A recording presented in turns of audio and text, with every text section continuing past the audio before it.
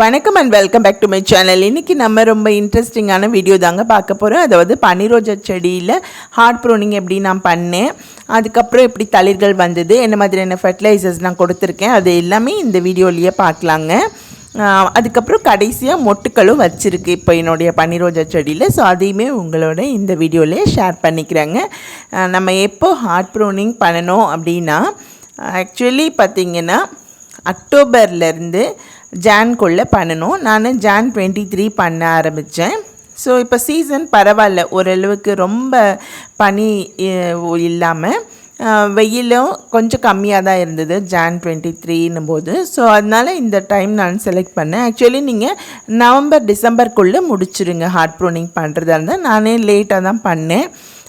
இந்த செடி பார்த்திங்கன்னா 90% ஆஃப் லீவ்ஸ் வந்து ரிமூவ் ஆயிட்டுச்சு.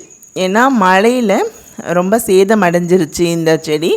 இது ஆக்சுவலி 1 இயர் பிளான்ட்டுங்க. ஸோ ரொம்ப டீப்பாக நான் ப்ரூன் பண்ணலை, ஓரளவுக்கு டீசன்ட் சைஸில் தான் நான் ஸ்டெம்ஸ் எல்லாம் ரிமூவ் பண்ணுறேன். பட் இது வந்து ஹார்ட் ப்ரூனிங் தான், அப்படி தான் சொல்லணும். ஏன்னா லீவ்ஸ் ஃபுல்லாகவே ரிமூவ் ஆகிடுச்சு.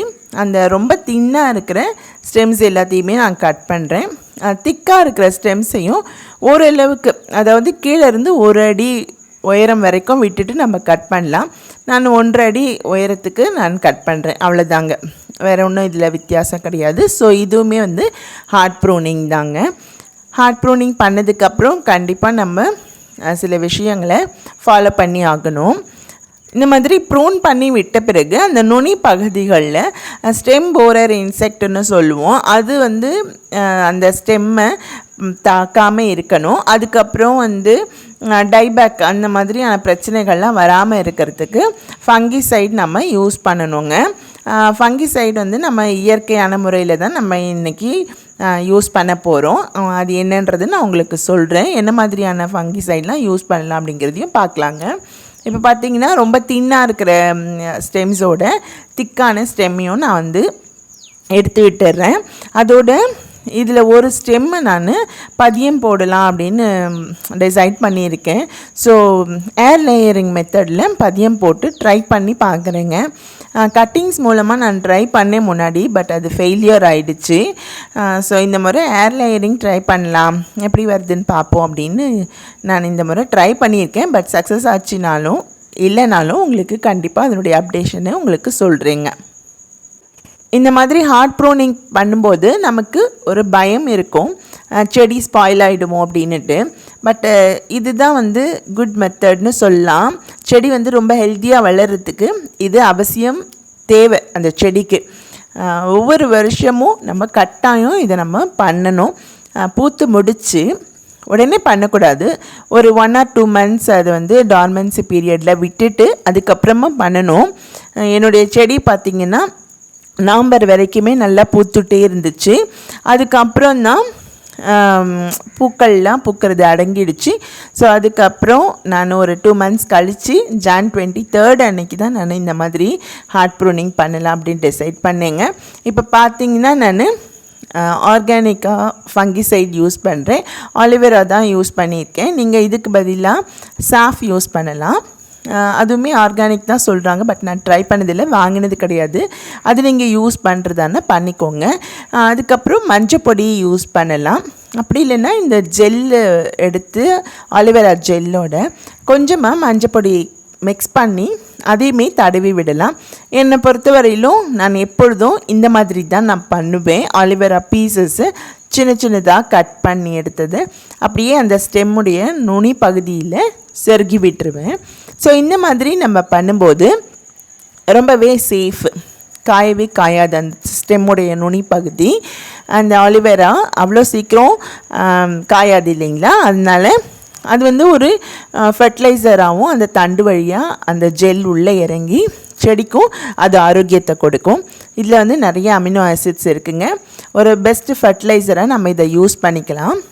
ரோஸ் செடி எந்த செடியை வளர்த்தோம்னாலும் நம்ம இந்த ஆலிவேராவை கூடவே வளர்த்தோம்னா இதில் நிறைய விட்டமின்ஸ், அமினோ ஆசிட்ஸ்லாம் செடியினுடைய வளர்ச்சிக்கு தேவையான அளவுக்கு இருக்கிறதுனால இதை நம்ம அப்பப்போ நம்ம ஃபர்டிலைசராக கொடுத்துட்டு வரலாம். இது ஒரு சிறந்த பூச்சி விரட்டியும் கூடங்க.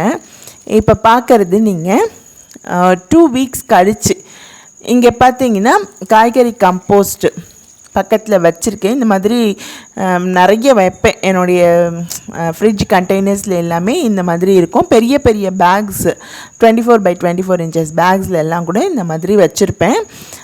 பார்த்திங்கன்னா உங்களுக்கு நியூ ஷூட்ஸ் வளர ஆரம்பிச்சிருக்கு. அதுக்கப்புறம் தளிர்கள்லாம் சூப்பராக வந்திருக்கு பாருங்கள். எல்லா ஸ்டெம்லேயுமே வந்து தளிர்கள் வர ஆரம்பிச்சிருச்சு. 2 வாரத்துலேயே இந்த ஆலிவேரா நம்ம இங்கே வச்சதும் கீழே விழுந்துருச்சு பாருங்கள், காஞ்சி. மற்ற இடங்கள் எல்லாம் அப்படி கொஞ்சம் பிடிச்சிருக்கு. ஸோ எல்லா ஸ்டெம்ஸ்லேயுமே நியூ ஷூட்ஸ் வர ஆரம்பிச்சிருச்சு. இதில் செருகி வச்சுருக்கோம் பார்த்திங்களா, இந்த ஆலிவேராவே ஒரு ஃபெர்டிலைசராக ரியாக்ட் பண்ணோம். அதுக்கப்புறம் நம்ம காய்கறி கம்போஸ்ட்டும் அந்த பக்கம் உரமாக வச்சுருக்கேன். ஸோ உங்கள்கிட்ட ஏதாச்சும் உரம் இருந்ததுன்னா நைட்ரஜன் ரிச் ஃபெர்டிலைசர், அதாவது ஆட்டுச்சாண எரு, மாட்டுச்சாண எரு, இல்லை மண்புழு உரம் ஏதாவது கூட நீங்கள் ஒரு கைப்பிடி அளவு சுற்றி போட்டு விடலாம். 10 நாளைக்கு ஒரு முறை போட்டு விடுங்க. நான் வந்து இது மட்டும் வச்சுருக்கேன். அதுக்கப்புறம் ஆலிவேராவை கொஞ்சம் தண்ணியில் நல்லா ஊற வச்சு எல்லா செடிக்கும் கொடுத்துருக்கேன். இது முன்னாடியே கூட ஒரு 8 monthsக்கு முன்னாடியே இந்த ஒரு வீடியோவில் சொல்லியிருக்கேங்க இந்த மாதிரி கொடுக்கறத. ஸோ அந்த மாதிரி நான் எல்லா செடிக்குமே கொடுத்து விடுவேன். அதை ரெடி பண்ண வீடியோ வந்து ஏற்கனவே கொடுக்கல நான், பட் அதுக்கப்புறமா வேணால் நான் உங்களுக்கு கொடுத்து விடுறேன். கொடுத்ததுக்கப்புறம் இந்த வீடியோனுடைய டிஸ்கிரிப்ஷன் பாக்ஸ்லேயே லிங்க்கும் கொடுத்து விடுறேங்க. ஸோ இந்த ஃபெர்டிலைசரை நான் இந்த செடிக்கு ஊற்றிட்டு வந்தேன். இப்போ பார்த்திங்கன்னா 3 வாரம் கழித்து நல்ல அந்த இளந்தளிர்கள் எல்லாமே நல்ல க்ரோத் ஆகிருக்கு பாருங்கள். அதுக்கப்புறம் ஒவ்வொரு ஸ்டெம்லேயும் மொட்டு வச்சுருக்கு இல்லைங்களா. ஸோ நல்ல ஒரு வளர்ச்சின்னு சொல்லலாம். இவ்வளோ தான் நான் கொடுத்த ஃபெர்டிலைசர்ஸ். மற்றபடி எந்த ஒரு உரமுமே செடிக்கு புதுசாக கொடுக்கல. நீங்கள் வந்து மேல் மண்ணை கொஞ்சம் எடுத்துட்டு ஏதாவது எரு கலந்து கூட நீங்கள் மேலே போட்டு விடுங்க. நான் அதையுமே எதுவும் பண்ணலை. ஏன்னா வந்து ஆட்டுச்சாண எரு போன மே மாதம்தான் ஃபுல்லாக மிக்ஸ் பண்ணி போட்டிருக்கேன். அதனால் திரும்பவும் இந்த மே மாதம் நான் அதை கலந்து போட்டு விடுவேன். அதனால் நான் இப்போ எரு எதுவும் கொடுக்கலங்க. இந்த ஆலிவேரா ஃபெர்டிலைசர் மட்டும்தான் கொடுத்துருக்கேன். ஓரமாக காய்கறி கம்போஸ்ட்டு வச்சுருக்கேன். ஸோ அதிலேருந்து வெளிவர அந்த கம்போஸ்ட் டீ இதுக்கு உரமாக மாறிடும். உங்கள்கிட்ட அந்த மாதிரி கம்போஸ்ட் இருந்ததுன்னா போட்டு விடுங்க. அவ்வளோதாங்க. ஹார்ட் ப்ரூனிங் வந்து ரொம்பவே ஈஸியாக செய்துட்டோம். 3 வாரத்துலேயே செடியில் பார்த்திங்கன்னா நல்ல ஒரு க்ரோத் இருக்குது. மொட்டுக்களும் ஒவ்வொரு ஸ்டெம்லேயுமே வந்துருச்சு. இந்த பதிவு கண்டிப்பாக உங்களுக்கு உபயோகமானதாக இருக்கும் நம்புகிறேன். இந்த பதிவு உங்களுக்கு பிடிச்சிருந்தால் மறக்காமல் லைக் பண்ணுங்கள். என்னுடைய சேனல் இன்னும் சப்ஸ்கிரைப் பண்ணலை அப்படின்னா ஆர்வம் தோட்டம் தமிழ் சேனலை சப்ஸ்கிரைப் பண்ணிக்கோங்க. மீண்டும் ஒரு பதிவில் சந்திக்கிறேன். நன்றி, வணக்கம்.